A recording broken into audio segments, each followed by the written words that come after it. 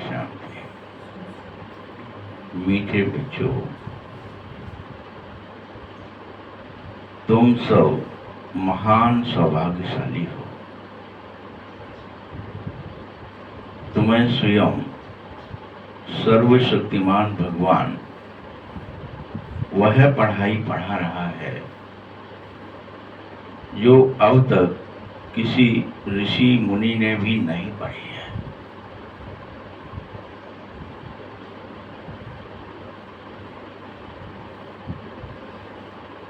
क्या तुम्हें यह नशा रहता है? किस किस को चेक कर।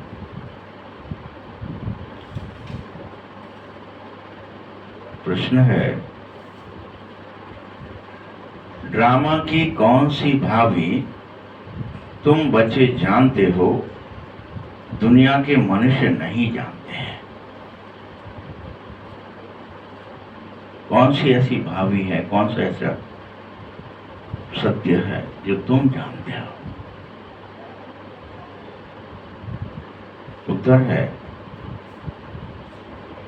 तुम जानते हो कि इस रुद्र यज्ञ में, इस रुद्र ज्ञान यज्ञ में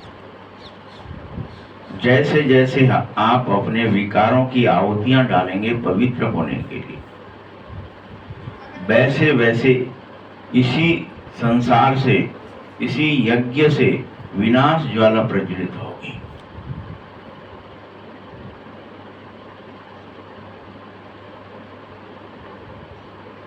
और सारी पुरानी दुनिया उसमें भस्म हो जाएगी, स्वाहा हो जाएगी।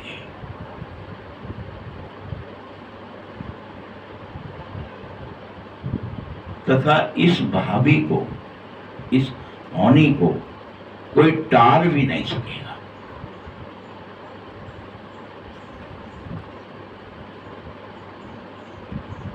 यह एक ऐसा राजस्व अश्वमेध अविनाशी रुद्र ज्ञान यज्ञ है जिसमें सारी सामग्री स्वाहा होगी ही होगी।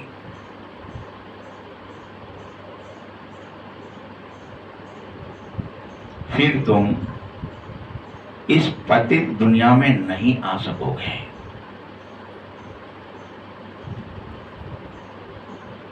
इसे तुम ईश्वर की भावी नहीं, ड्रामे की भावी समझो। भगवान नहीं करेगा यह ड्रामे में होता है।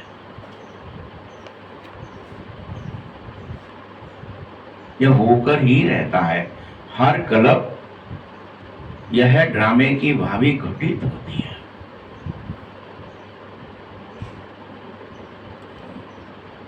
मुखड़ा देख ले प्राणी। ओम शांति। तुम बच्चे मनुष्य हो, यह मनुष्यों की ही सृष्टि है और इस समय तुम अपने स्वधर्म के मनुष्य बन जाओ, स्वधर्म में स्थित हो जाओ। बाबा शिक्षा दे रहा है, तुम्हें इस शिक्षा को आत्मसात करना है।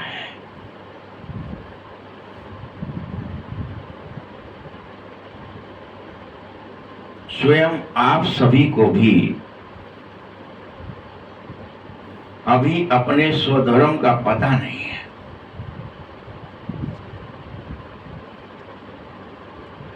कि हम आत्मा इस शरीर रूपी पिंजड़े को, रथ को या इस शरीर को चलाने वाले हैं। आपको भी नहीं पता है। हम सभी का अपना अपना यह रथ है।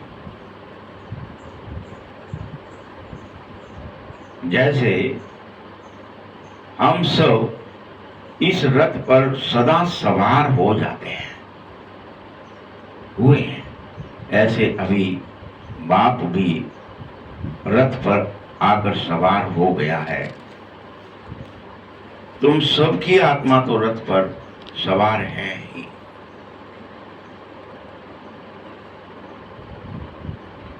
सिर्फ तुम स्वयं को अर्थात आत्मा को यह ज्ञान भूल गए हो सभी आत्माएं कि मैं शांत स्वरूप हूं, मैं पवित्र स्वरूप हूं, मैं सुख स्वरूप हूं, मैं आनंद स्वरूप हूं, ये भूल गए हो।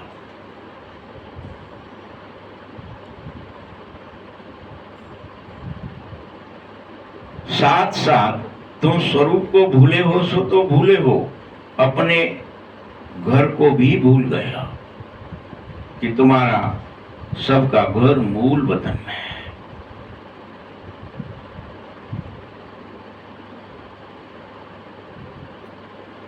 यहां पर यह शरीर हमको पाठ बजाने के लिए मिला है।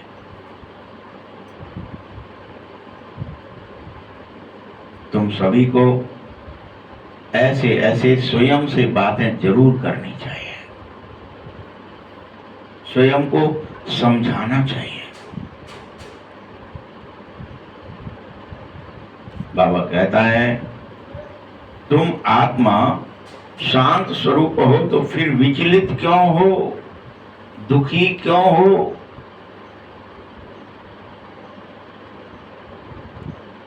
अगर तुम चाहो भी कि हम शांति में बैठें तो स्वयं को आत्मा निश्चय तो करो, अपने घर शांति धाम की याद में तो रहो, तभी तो तुम शांत में बैठ सकेंगे।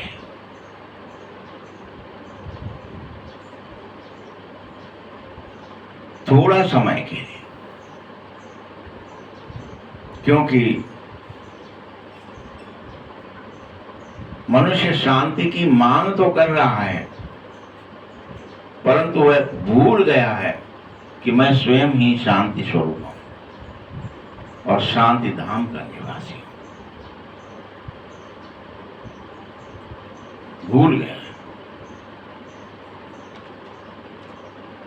इसलिए शांति मांग रहा है और खुद ही कह रहा है मन मेरा अशांत है, बुद्धि चंचल है, संस्कार विकारी हैं, अनेक चीजें।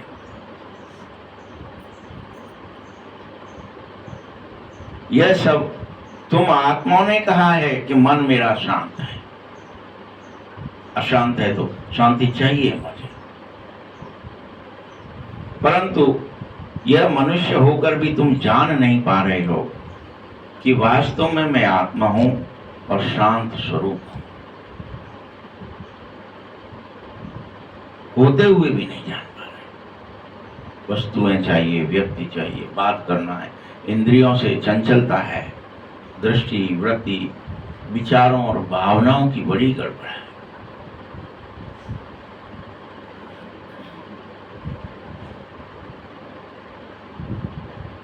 तुम सब स्वयं को और घर को पूरी तरह भूले हुए हो।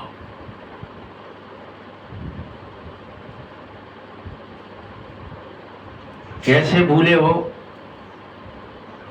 जैसे पहले एक कहानी सुन रखी थी कि रानी थी और उसके गले में हार पड़ा हुआ था, रत्नों का, आभूषणों का, मोतियों का, और ढूंढ रही थी, बाहर पड़ा था गले में। कई बार जब लोग ज्यादा किसी चीज के हैबिचुअल हो जाते हैं ना, मान लीजिए चश्मे के हैबिचुअल हो गए तो चश्मा आंख में ही लगा है लेकिन कह रहे चश्मा खो है। बहुत होते हैं ऐसे। वैसे ही हम सब बार बार ये महसूस कर रहे हैं कि हम अशांत हैं, हम दुखी हैं, हम परेशान हैं, हम बीमार हैं, हाय मरे, हमारा क्या होगा।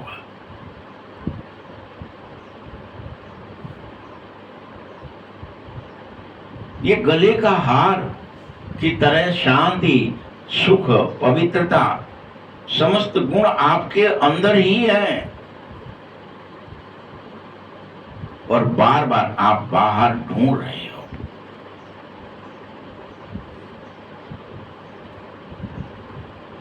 ये सब तुम्हारा खास शांति तो तुम्हारा स्वधर्म ही है, फिर भी अशांत और विचलित हो। बच्चों ने समझा है कि हम आत्मा शांत स्वरूप हैं। बोलो, तुमने तो समझा है ना? और तुम यहां एक्टिंग कर रहे हो, पाठ बजा रहे हो। ये चाचा है, ताऊ है, फूफा है, मामा है, काका है, ये वकील है, ये डॉक्टर है, ये अड़ोसी पड़ोसी है, ये रिश्तेदार है, ये सब एक्टिंग कर रहे हो।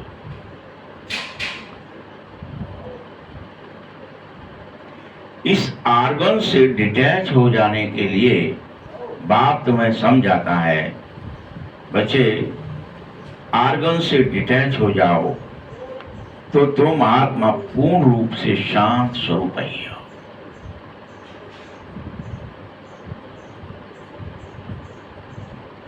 अपने स्वधर्म शांति में फिर डिटैच होने के बाद जितना चाहो उतनी देर बैठ सकते हो।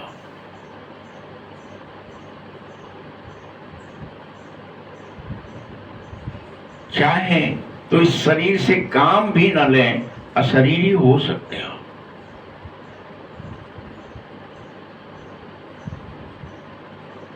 यही सच्ची शांति है और इसको तुम ढूंढो मत, ये तुम्हारे ही अंदर है,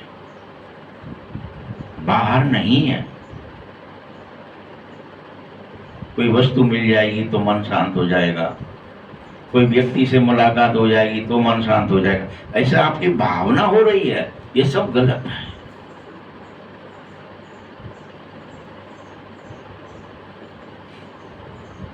तुम्हारा यह पाठ ही ऐसा है, सुखी भी तुम तभी होंगे जब स्वयं स्वीकार कर लेंगे।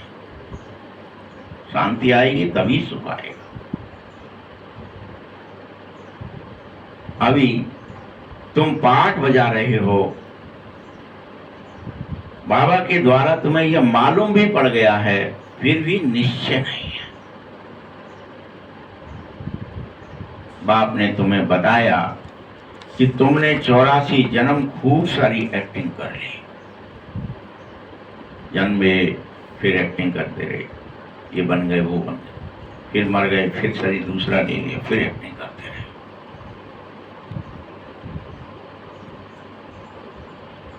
तुम्हें तो इन 84 के चक्र का कोई पता भी नहीं था कि हमने अनेक बार जन्म लिए। सिर्फ बाप तुम बच्चों को समझाता है, मीठे बच्चों, पहले पहले जो जन्म में आते हैं तो सूर्यवंशी, सर्वगुण संपन्न, 16 कला संपूर्ण, संपूर्ण निर्विकारी, मर्यादा पुरुषोत्तम, संपूर्ण अहिंसक राजा और प्रजा बनते हैं। एक वसुधैव कुटुंब होता है। तुम सब ये थे,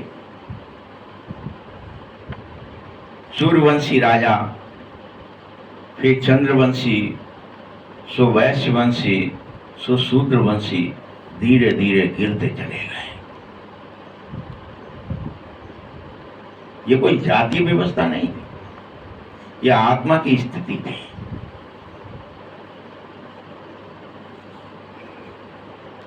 लेकिन अब तुम ब्राह्मण वंशी बन करके फिर से सूर्यवंशी बनो,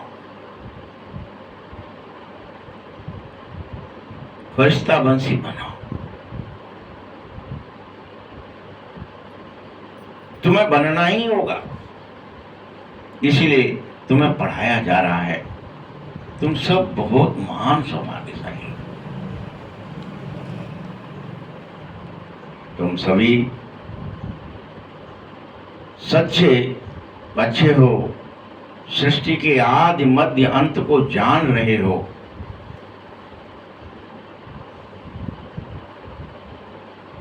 अति सौभाग्यशाली हो। बाबा तो तुमसे यथार्थ बात समझाना चाहता है कि मीठे बच्चे, आत्मस्मृति में लौटना ही चाहिए। यही तुम्हारी सद्गति का मार्ग है। देह स्मृति से आत्मस्मृति में चलो। कॉन्शियसनेस को, अपने भान को देह से बदल करके आत्मा की ओर ले चलो।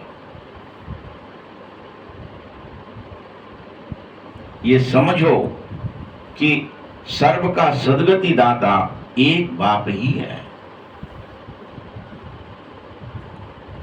अभी जानो भी कि हमको शिव बाबा आकर के 21 जन्म के लिए सद्गति प्राप्त करा रहे हैं, सो हमें करनी चाहिए। यह बात बाहर वाले मनुष्य जान न सकेंगे। तुम ब्रह्मा कुमार कुमारियां ही जानते हो कि हमें सर्व के सद्गति दाता से सद्गति 21 जन्म के लिए प्राप्त हो रही है। कोई पूछते हैं तुम बी के क्या जानते हो? परीक्षा तो होनी ही चाहिए। किस बात की परीक्षा? कि ब्राह्मण और ब्राह्मणी बने भी हो कि अभी भी शूद्र ही बने हो।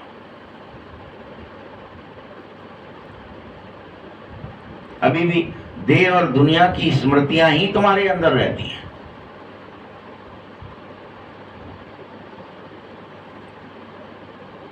अगर तुम ब्रह्मा के बच्चे, ब्रह्मा कुमार कुमारी हो, तो जरूर इसकी पहचान है कि तुम्हें सृष्टि के चक्र को जरूर जान लिया होगा। तुम जानते होंगे, तुम उस पर दृढ़ विश्वास करते होंगे।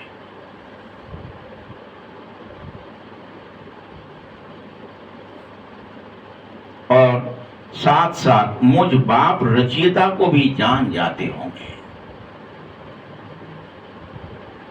आज रात में एक बारात में गए थे, तो वहाँ लोग, आजकल बारातों में भी तो लोग गप्पो ही मारते रहते ना दिन भर। तो ये कह रहा था हम भी ब्रह्मा हैं। कैसे ब्रह्मा? कि हमने अपने बच्चों को रचा है, तो हम अपने बच्चों के ब्रह्मा हो गए। अब क्या रचा है आपने भाई?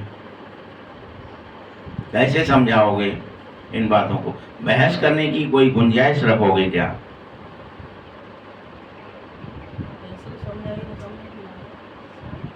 फिर तो क्या ही हो जाएगा, सर्वव्यापी हो जाएगा।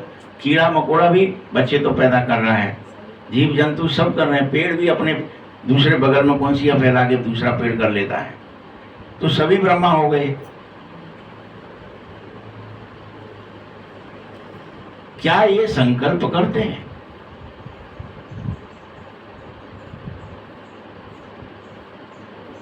उसको समझाने की कोशिश करोगे, बारात है वहां तो आप खड़े हो जाएंगे, थोड़ा चल जाएंगे। बहस करोगे तो बहस नहीं करेंगे, टिकना नहीं चाहते।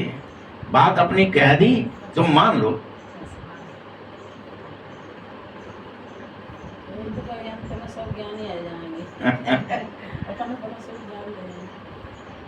तो बाप को जानना भी बहुत जरूरी है। स्वयं को जानना तो जरूरी है ही, लेकिन बाप को जानना भी जरूरी कि तुम ब्रह्मा के बच्चे हो और सृष्टि का चक्र जरूर जानो और बाप को भी जानो। ऋषि मुनि तो कह देते हम नहीं जानते, नेति नेति। वेद चारों क्या ही कहते हैं, रचता और रचना को हम नहीं जानते। ये किसने खेल रचा या अपने आप रच गया, कुछ सोचता ही नहीं है ज्यादा। अपन तो बस जुटे रहो, खाओ पियो और मर जाओ। तो गोया अगर तुम शिव बाबा को नहीं जानते, भगवान को नहीं पहचानते, तो नास्तिक ठहरे।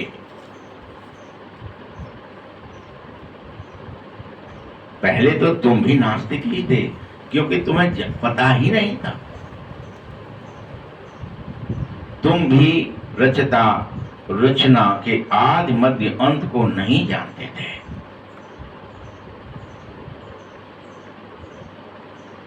कोई भी बच्चा स्कूल आने से पहले तो अनपढ़ ही होता है ना, सो तुम भी थे। फिर स्कूल में जाते जाते धीरे धीरे कहने लगते हैं ना कि हमने यह पढ़ा, यह पढ़ा, यह पढ़ा। ऐसे यहाँ तुम जब आते हो तो ईश्वरी पढ़ाई तुम्हें पढ़नी होगी, जिसे स्वयं ईश्वर भगवान परमपिता परमात्मा ही तुमको रोज पढ़ाने आता है। तुम्हें यह बुद्धि से समझना चाहिए, ये कोई कहने की बात भी नहीं है। रचता को एक शिव बाबा ही है, उसी ने यह रुद्र ज्ञान यज्ञ रचा है। यह शास्त्रों में भी बात वर्णित है।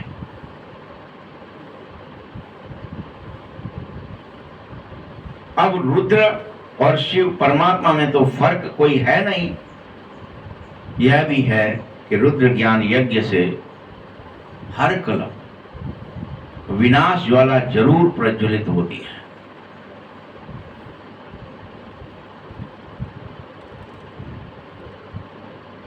और इस विनाश ज्वाला से सब शुद्ध होते हैं।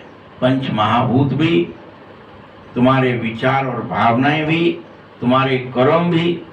कोई कोई तो बहुत बहस करते हैं, हमारा तुम जाके देखो, बहुत आनंद भी है। कहा भगवान तुम देखो है, सब टपते हैं, सब यूं कर रहे हैं, सब निंदा, ग्लानि, अहंकार, वो सब दिखेगा। अपन भी आनंद लो, ठीक है, कहो।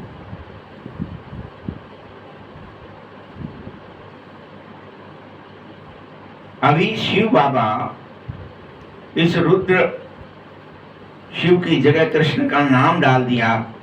वह है ही गीता जो बाप तुम्हें सुना रहा है, समझा रहा है और कह रहा है कि इस रुद्र ज्ञान यज्ञ से ही विनाश ज्वाला प्रज्वलित होगी। उस गीता के बाद महाभारत हुआ, ये तो लिख दिया, लेकिन रियल में महाभारत होगा। स्वराज के लिए यह ज्ञान यज्ञ है। तुम सब अपने स्व के राज्य में वापस चलो। अभी कहीं इंद्रियों का राज्य है, कहीं विषयों का राज्य है, अनेक प्रकार के तुम्हारे ऊपर राज्य करने वाले बैठे हैं। स्वयं का स्वयं पर राज्य स्थापित करो। पुरानी दुनिया इसमें स्वाहोनी ही है। पुरानी भावनाएं, पुराने कर्म, पुराने स्वभाव, पुराने संस्कार भस्म कर दो। स्वयं को संपूर्ण रूप से प्रज्वलित करके पूर्णतः निष्पाप हो जाओ। यज्ञ से सारी आहुति अर्थात सामग्री, इसी में आप विकारों की, बुराइयों की, भय की, दुख की, चिंताओं की सारी सामग्री डाल दो।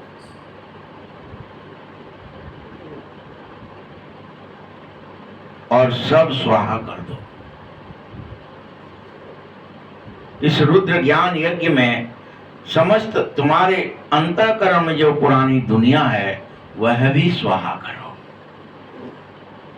तुम्हारे जो अंतःकरण में विचार हैं, भावनाएं हैं और कर्म है, चेष्टाएं, इच्छाएं, तृष्णाएं, कामनाएं, वासनाएं सब भस्म कर दो। यही सामग्री है इस यज्ञ के स्वाहा के लिए। तभी तो तुम जब सब कुछ पुरानी दुनिया का स्वाहा कर दोगे तो तुम राजयोगी कहलाओगे। यह योग करना, यह स्वाहा करना, यही तो सीख रहे हो। कि कैसे हम इस पतित विचारों को, पतित भावनाओं को, पतित कर्मों को फिर से भस्म करें और पवित्र बन जाए, देव बन जाए, फरिश्ता बन जाए। ये शिक्षा, ये ट्रिक आपको आती है तो तुम राजयोगी हो।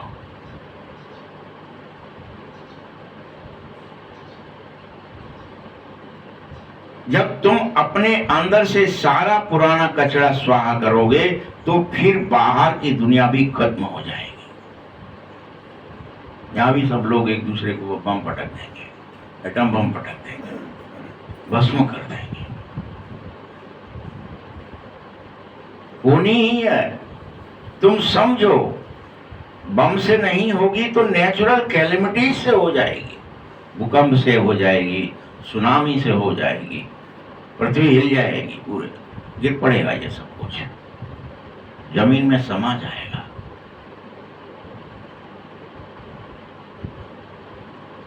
जैसे कोई सपना टूटता है, यह सारा ज्ञान तुम्हारे बुद्धि में बैठ जाना चाहिए। शिव बाबा कह रहे हैं, मेरी बुद्धि में ही सारा ज्ञान है, सो मैं तुम्हें समझा रहा हूं।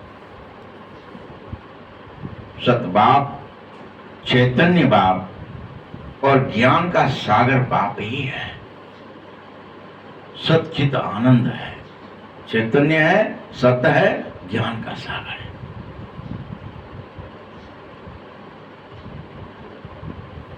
सृष्टि के आदि मध्य अंत को भी पूरी तरह जानता है। तुम भूल जाते हो जन्म बाई जन्म, वो नहीं भूलता है।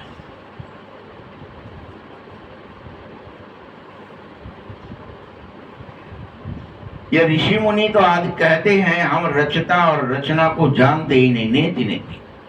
लेकिन ऐसा यह नहीं कहता है, यह कहता मैं जानता हूं। गीता में भी वर्णित है ना, भले कृष्ण का नाम डाल दिया है लेकिन कह तो कृष्ण रहे हैं ना अर्जुन से, हे अर्जुन मैं तुझे ये सब जानता हूं,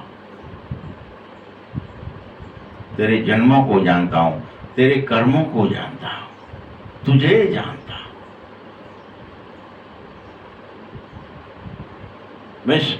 मेरा जन्म दिव्य है, मेरा अलौकिक जन्म है, मैं स्वयं को भी जानता हूं, मैं इस सारे ड्रामा को जानता हूं। तब अर्जुन अचंभित हुए, आप तो मेरे ही संग जन्मे थे, कैसे जानते हो? तो विराट रूप दिखाते, देख मैं ऐसे जानता।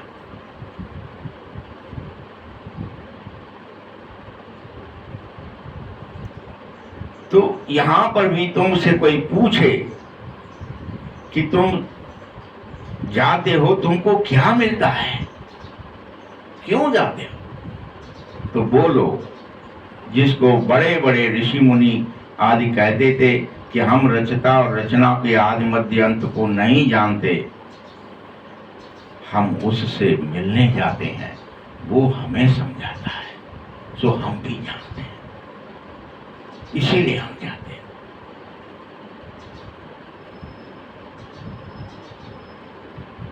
रचयिता बाप के सिवाय इस रचना के आदि मध्य अंत का राज और कोई तुम्हें इस तरह से समझा ही नहीं सकेगा। कोई कितना भी संत महंत बन जाए, वह रचयिता ही समझा सकेगा। तुमको मालूम है, जैसे मक्खियों में एक रानी मक्खी होती है। मधुमक्खी जब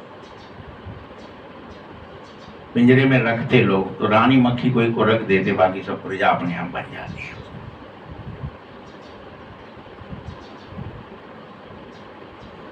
जिस पिंजरे में रानी मक्खी होगी या जिस झुंड में रहेगी, वहां सब उसके पीछे पीछे मक्खियां बहुत आ जाती हैं।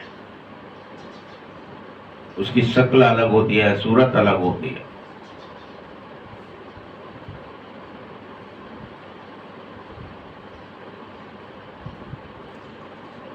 रानी अर्थात मां के साथ उनका संबंध है, बेहद का बाप भी आया है। तुम सभी बच्चों को साथ संबंध स्थापित करने, तुम बच्चों को साथ ले जाने।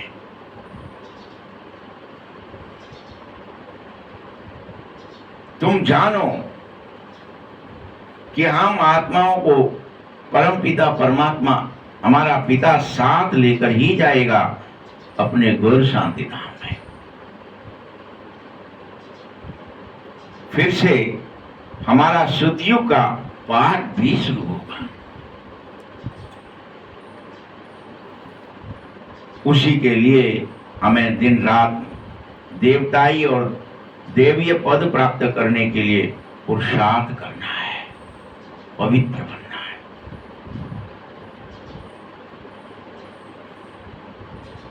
बोलो बच्चे, तुम यहां आते ही हो मनुष्य से देवता पद पाने, सर्व गुणों की धारणा करने।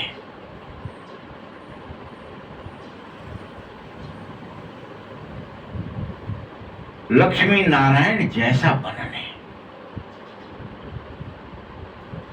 तुम्हें बनना होगा।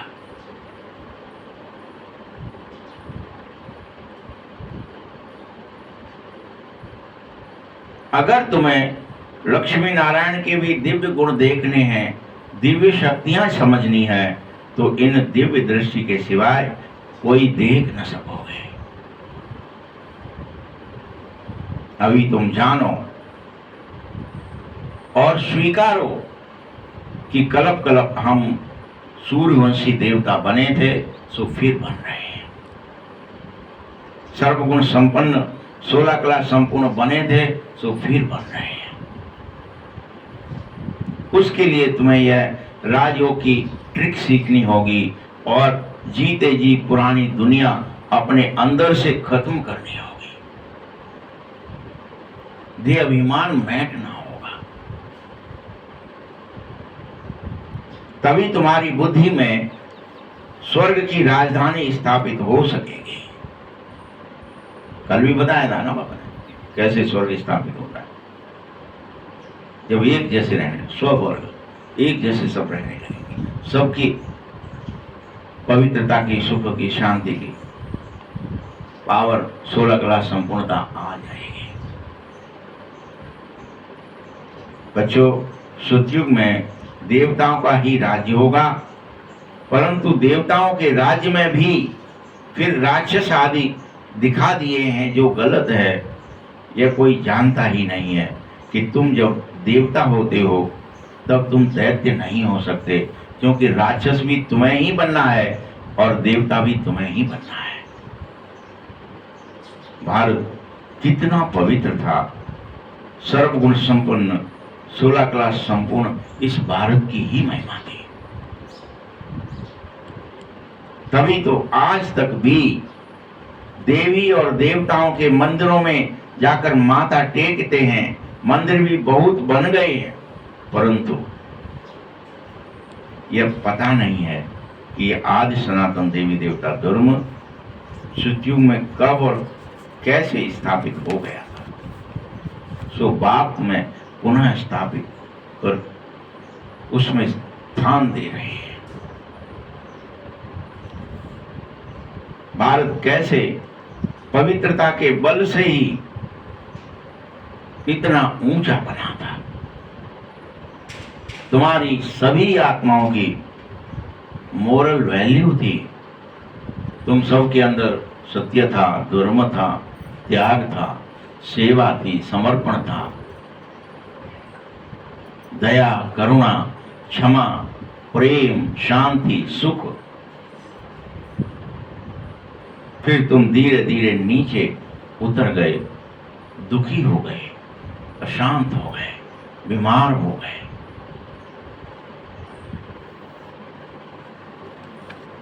ये किसी को पता ही नहीं है कि हम ही थे सुखी, हम ही दुखी हुए।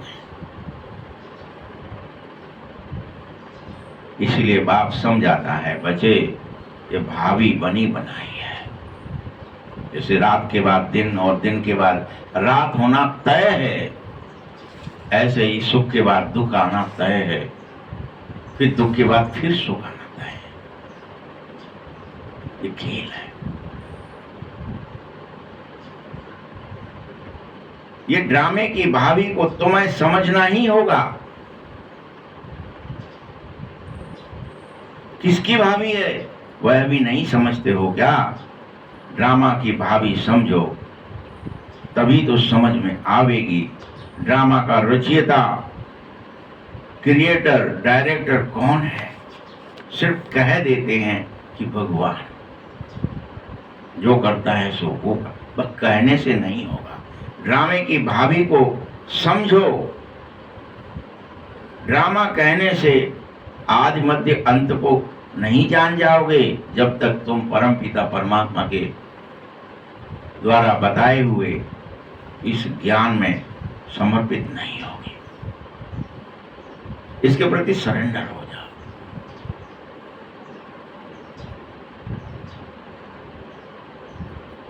किसी किताब को पढ़ने से ड्रामा का पता नहीं पड़ सकता है।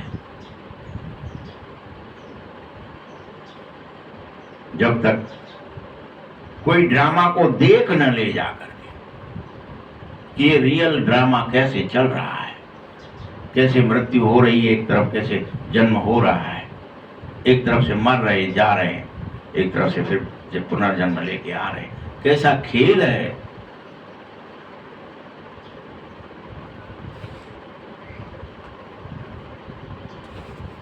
यहां तो तुम अनेक प्रकार के खेल श्री कृष्ण के चरित्र के रूप में बना रखे हैं। ये गोवर्धन लीला है, ये फलाना लीला है, टिकाना लीला है। वास्तव में अनेक अखबारों में भी डाल रहे हैं उस कृष्ण चरित्र को, उसके ऊपर ड्रामे बना लिए हैं। अलग से ड्रामे के अंदर ड्रामे बना लिए हैं, परंतु उसे देखे बगैर तो कोई समझ ना सकेगा यथार्थ क्या है। देखेंगे तब समझेंगे कि ड्रामे में ये सब कौन कौन है। तुम बच्चे भी ड्रामा को अभी समझो कि संसार में यह शरीर रूपी वस्त्र धारण करके हम एक्टिंग ही कर रहे हैं। हम अलग हैं, शरीर अलग है।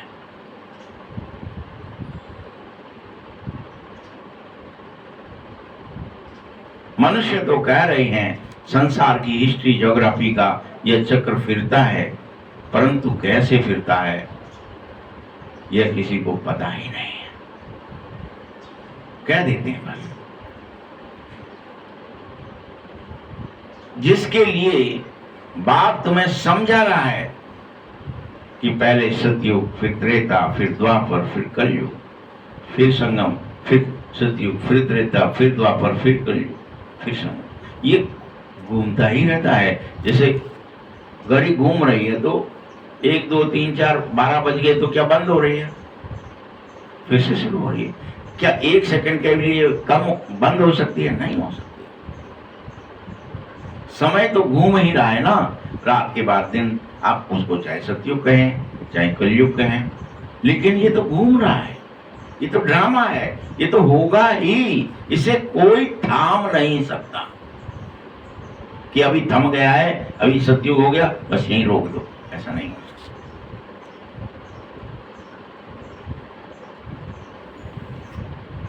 ये पांचों युग तो चलते ही रहते हैं अनवरत।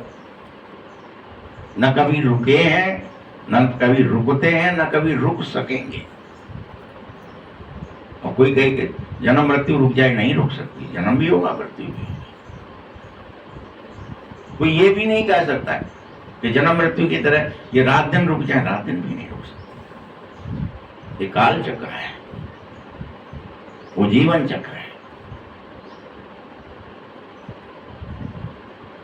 परंतु मनुष्य न समझने के कारण युगे युगे कहते हैं कि भगवान युगो युग में आता है। सतयुग त्रेता का भी संगम होगा, तब मैं नहीं आऊंगा। संगम तो सतयुग के बाद त्रेता आएगा तो संगम नहीं होगा क्या? होगा। त्रेता द्वापर में संगम नहीं होगा क्या? होगा। द्वापर कलयुग का भी संगम होगा। लेकिन भगवान तो सिर्फ कब आते? जब कलयुग और सतयुग का संगम होता है। उन संगमों का जो सतयुग त्रेता में होंगे कोई महत्व नहीं है।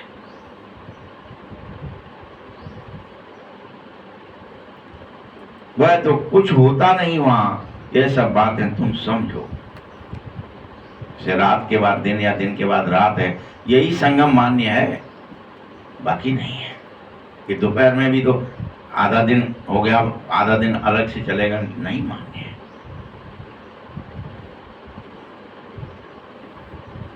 सब कुछ प्रक्रिया सुबह से ही शुरू करनी है।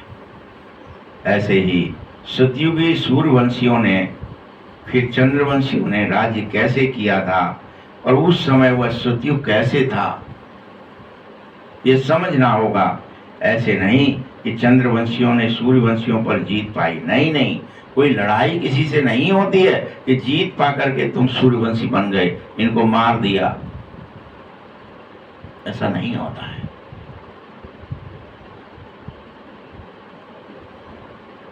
नहीं, जो चंद्रवंशी का राजा होता है तो सूर्यवंशी राजा रानी उसको राजबाग का तिलक दे तख्त पर बिठाते हैं। राम राजा और रानी सीता का टाइटल इसीलिए तो उस समय वही सूर्यवंशी पहली बार तुम्हें देते हैं, जो फिर 12 जन्मों तक चलता रहता है। ये कब और किसने दिया? तो कहना चाहिए कि चंद्रवंश में सूर्यवंशियों ने चंद्रवंश को ट्रांसफर किया। अब तुम राज्य करो। जो सीन तुम बच्चों ने साक्षात्कार में भी देखे हैं, बाकी कोई लड़ाई की बात नहीं है कि वो उन्हें मारेंगे फिर वो उन पर विजयी होंगे फिर चंद्रवंश राज्य का, ऐसा नहीं है।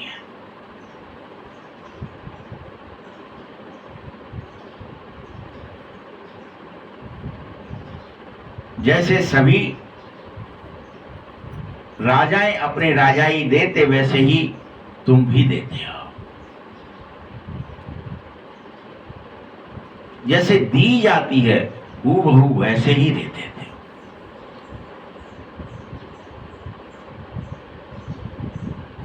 यहाँ पर क्या रिवाज है ये तो तुम भी जानते हो कि उसको स्नान आदि कराया जाता, पैर आदि धोए जाते, फिर उसको राज तिलक दिया जाता है। वहां कोई गुरु गुसाई तो होते नहीं है, सतयुग होते था।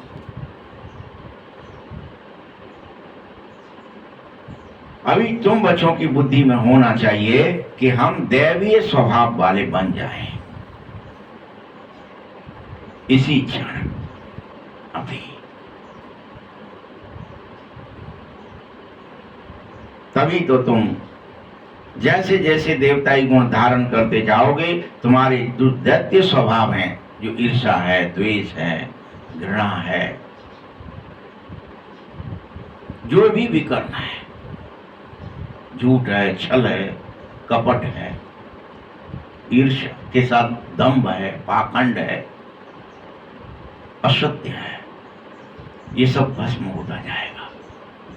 देवताई गुण बढ़ते जाएंगे, आसुरी गुण निकलते जाएंगे।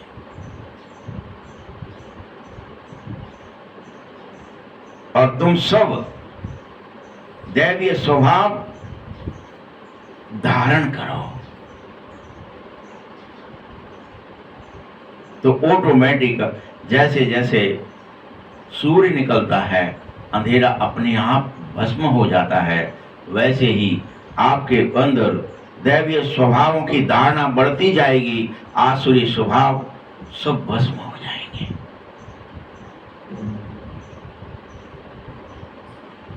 बाबा तुमको दुखों से निकाल सुख में ले जाना चाहता है। सुखी हो जाओगे, दुख निकल जाएगा। ये रोज कह रहा है। और कोई खुशी की बात नहीं है, यही खुशी बना देंगे। साधु लोग खुद भी चाहते हैं कि हम शांति धाम में जाएं। बाबा कहता है इन साधु संतों आदि का भी उद्धार तुम्हें करना चाहिए। मैं ही करता हूं, इन सबको भी मैं शांति धाम ले जाता हूं।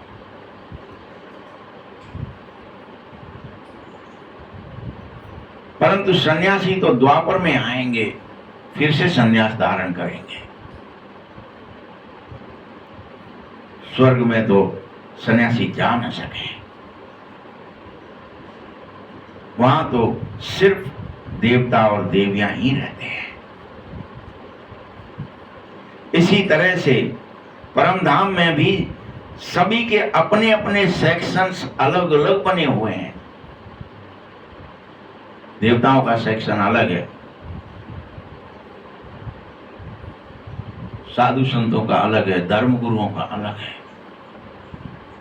अपना अपना सीट रिजर्व है। अपने सेक्शन में बैठो। आप धर्म वाले हैं तो उस डगाल पर कितनी और डगालें हैं, कितने और पत्ते हैं, अपने अपने सेक्शन में। जैसे यहाँ कोई पेड़ आपने देखा है, साधारण से हर कोई पेड़ तो है ही ना, तो उनमें उस डगाल वाले गोदे के अंदर छोटे छोटे गोदे, टहलियां, फिर उनमें जो पत्ते हैं वो उसी ब्रांच के हैं, दूसरे के अलग हैं, तीसरे के अलग हैं। भले ही तना एक ही है, बीज एक ही है, जड़ें हैं, तो भी अलग अलग है, चारों तरफ जा रही है बैलेंस करने के लिए।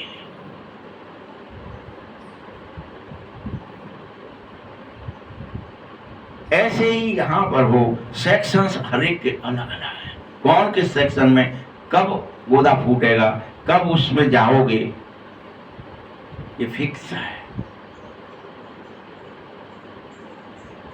इसीलिए याद रखना, सूर्यवंशियों का सेक्शन अलग है, चंद्रवंशियों का सेक्शन अलग है। उसके बाद फिर इस्लामी, बौद्धि, जैन, सन्यासी सब अपने अपने सेक्शन में, सारे विश्व की सभी आत्माएं, सबको सेक्शंस अलग अलग बने हुए हैं, उनमें जाकर बैठना होता है। जैसे मधुमक्खी का छत्ता में भी आप जब देखेंगे, वो तो एक उदाहरण है, तो जब वो कहीं से भी पराग लेके आएगी तो वो अपने ही सेक्शन में आकर के जमा करेगी, अपने ही थैले में बैठेगी, और वहीं अलग अलग सेक्शन से छोटे छोटे उसमें देखो आप, बबल्स जैसे भर जाता है शहद, हर एक का अलग अलग अपना अपना। कोई किसी दूसरे, ऐसे नहीं है छीना झपटी कर लें, इसका छीन लें, कहीं भी कोई चला जाओ सेफ है, उसी का है। यहाँ परमधाम में भी ऐसी व्यवस्थाएं हैं, इसलिए आप सबको भी बोला यहाँ पर भी आप अपना को एक फिक्स जगह कर लो, जहां बैठते हो वहीं रोज बैठो, तो उससे आपको वाइब्रेशन अच्छा आएगा।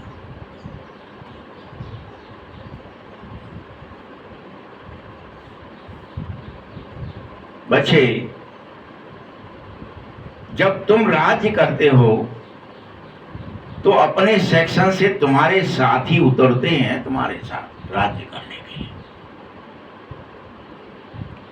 कि तो ये हमारा रानी जा रही है, हमारा राजा जा रहा है, चलो हम इसके साथ ही रहेंगे। नीचे उतर आते हैं सूर्यवंशियों के साथ, सूर्यवंशी सेक्शन के उतरते हैं, 16 कला संपूर्ण ही उतरते हैं। तब कोई 14 कला वाला नहीं आ सकता है, सिस्टम ही नहीं बनाया।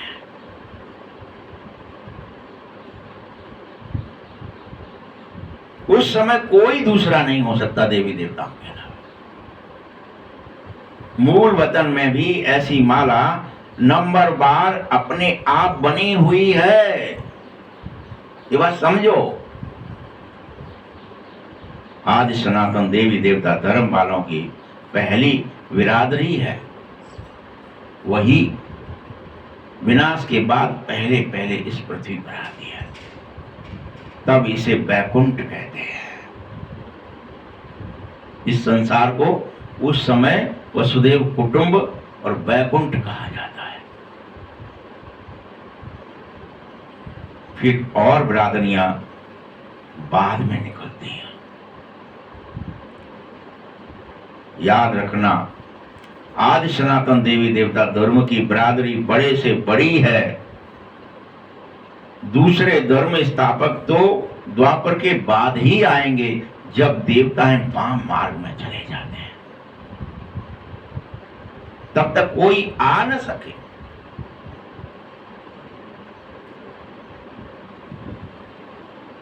सारी बिरादरी मुझसे ही निकली है। बाबा क्या कह रहे हैं? बीज से ही सब वृक्ष निकला है।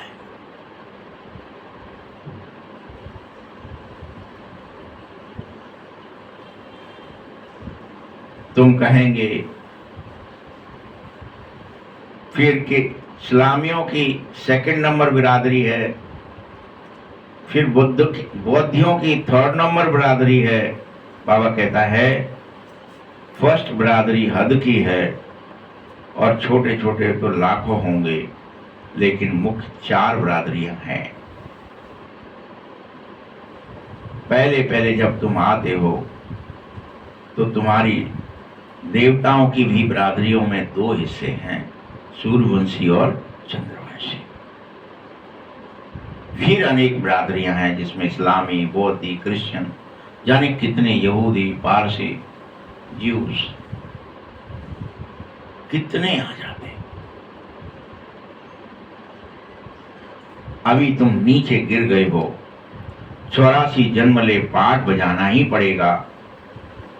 जो अभी लास्ट में है वही वहां फर्स्ट में होगा। देवी देवताएं अभी पतित होने के कारण कोई भी मनुष्य इस पृथ्वी पर इस समय स्वयं को देव या देवी कहला नहीं सकता है। अभी इतने पतित हो, यह राजयोग सीखो, फिर से पूज्य बनो, संपूर्ण रूप से मन, बुद्धि, संस्कार, इंद्रियां सबसे पवित्र बन जाओ।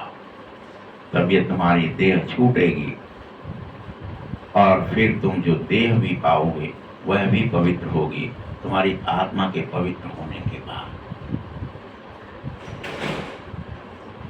तभी तो देवताओं की पूजा हो सकती है। इससे ये सिद्ध है कि देवताओं की अपनी बिरादरी है।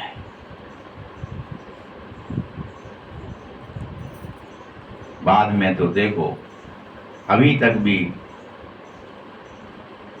अन्य अन्य बिरादरियां बनती रही। जैसे फिर सिख लोग सबसे लास्ट में आए हैं, गुरु नानक को मानते हैं, वह उनकी बिरादरी है। सतयुग में पहले नंबर पर सिर्फ तुम्हारी बिरादरी ही होती है, उससे लक्ष्मी नारायण की इस बिरादरी से ऊंची कोई बिरादरी हो न सके। हम ऊंचे से ऊंचे बिरादरी वाले हैं। तुम्हें यह नशा रखना होगा,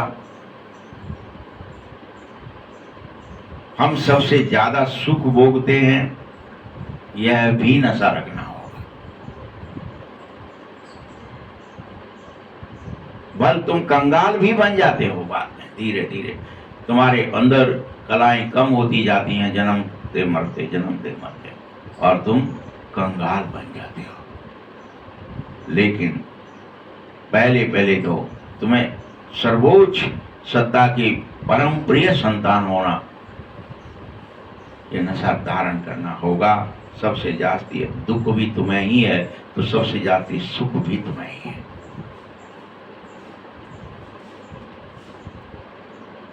कहां आप साहूकार थे, सारी पृथ्वी आपकी थी, सब शासक थे, कुटुंब की तरह रहते थे। कहां आज हर एक से कर्जा लेते रहते हो। क्या ही हालत हुई है, कितने करीब हो गए हो।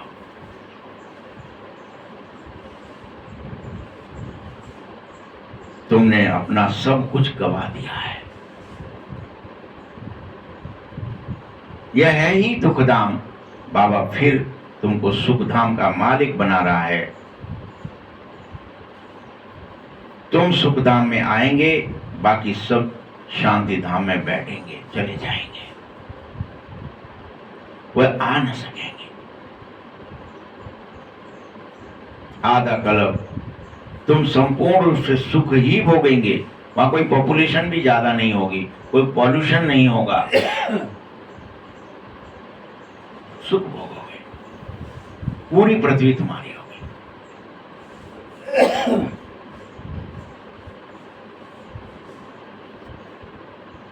चाहते तो सब हैं लेकिन आ ना सके। वह सब मुक्ति में चले जाएंगे, तुम जीवन मुक्ति में आ जाओगे। इसीलिए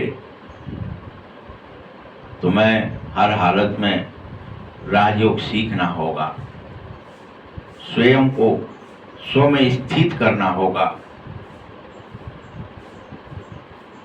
सन्यासी तो सुख को काग विष्ठा समान समझ बैठे हैं।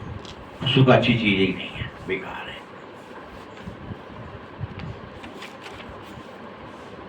उनको कभी भी सुखधाम का अनुभव हुआ ही नहीं है बेचारों। ना हो सकता है, तुमको तो हर कल्प का अनुभव है। तुम आत्माएं अनुभवी हो सुख के।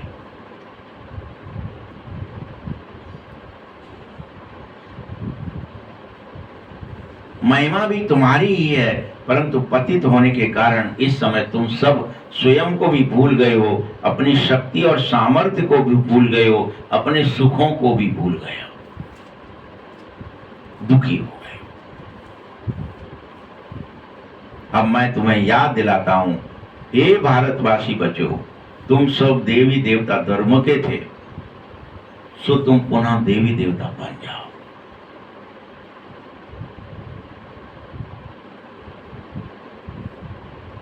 द्वापर से ही तुमने नाम बदली किया है। देवता धर्म वाले ही पतित होकर अपने को हिंदू कहने लगे हैं।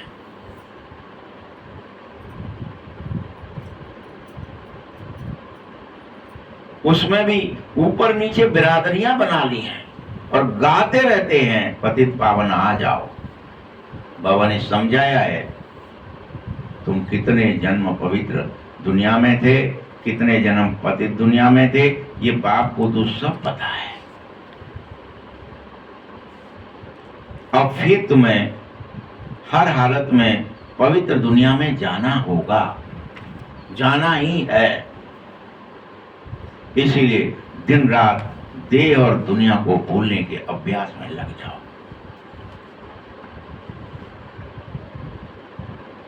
यह पाठशालाओं की पाठशाला है, यज्ञों की यज्ञ है। या यही करो, दिन रात पढ़ो और यज्ञ करो। चाहे काम है ना तुम्हारे, यज्ञ करना, यज्ञ कराना, पढ़ना और पढ़ाना, तो ये सब कर्म तुम्हें करने हैं।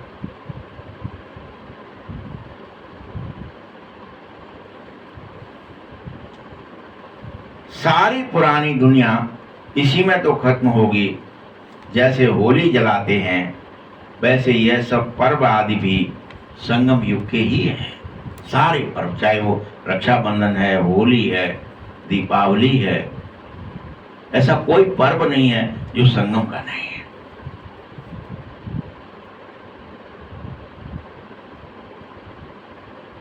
होलिका में क्या ही करते हैं, आत्मा चली जाती है, बाकी शरीर खत्म हो जाता है। आत्मा को प्रहलाद कहते हैं, होलिका को शरीर कहते हैं।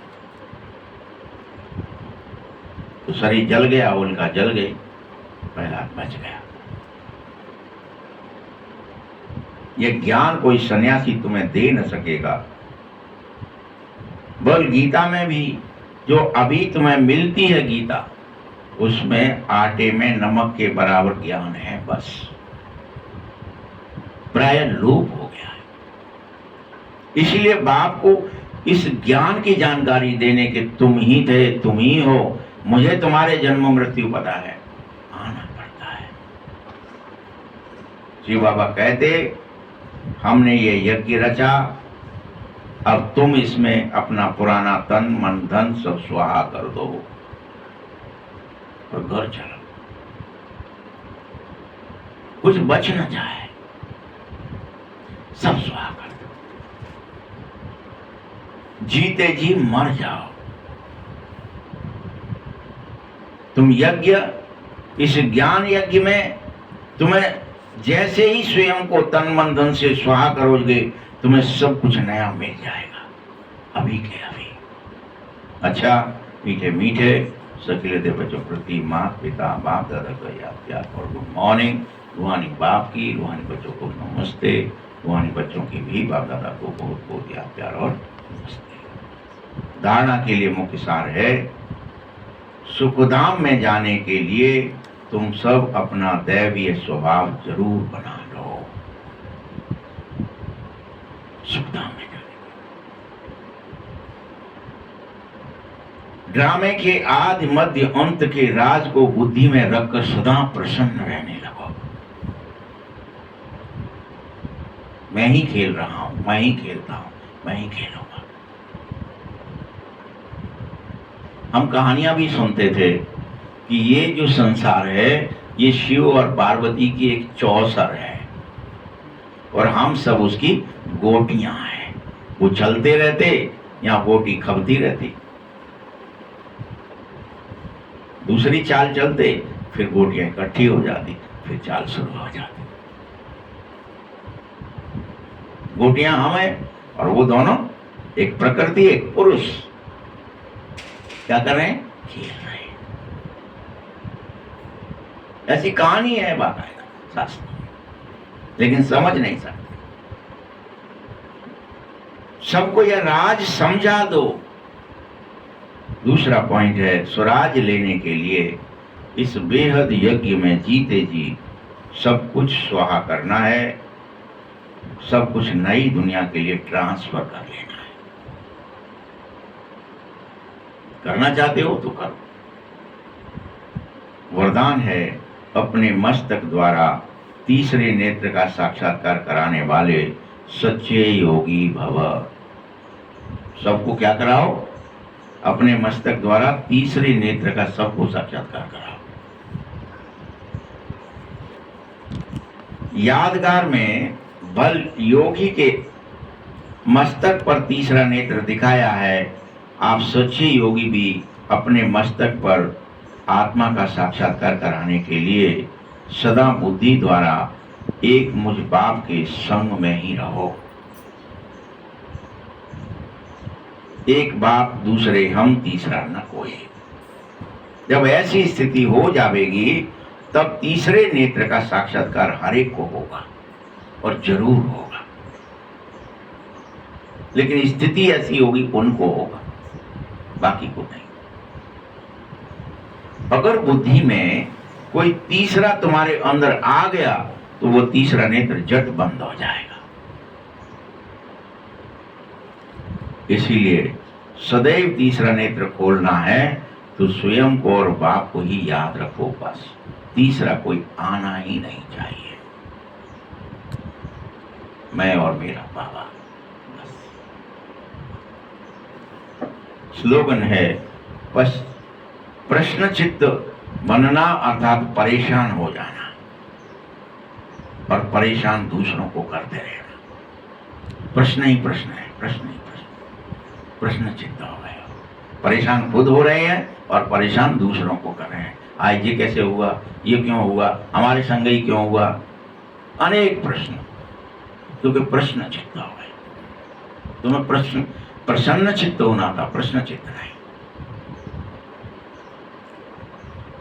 अव्यक्त इशारे हैं, जो कर्म जैसा करता है वैसा ही उसका नाम पड़ जाता है। कर्म यदि श्रेष्ठ है तो नाम भी श्रेष्ठ होगा, श्रेष्ठ मणि। और श्रेष्ठ मणि बनने के लिए मन वाणी कर्म में सरलता सहनशीलता दोनों गुण बेहद आवश्यक है। सरल भी बन जाओ सबके लिए, सहनशील भी बन जाओ। अगर सरलता है सहनशीलता नहीं है तो श्रेष्ठ नहीं। इसीलिए सरलता सहनशीलता दोनों साथ साथ चाहिए ही चाहिए। ओम शांति।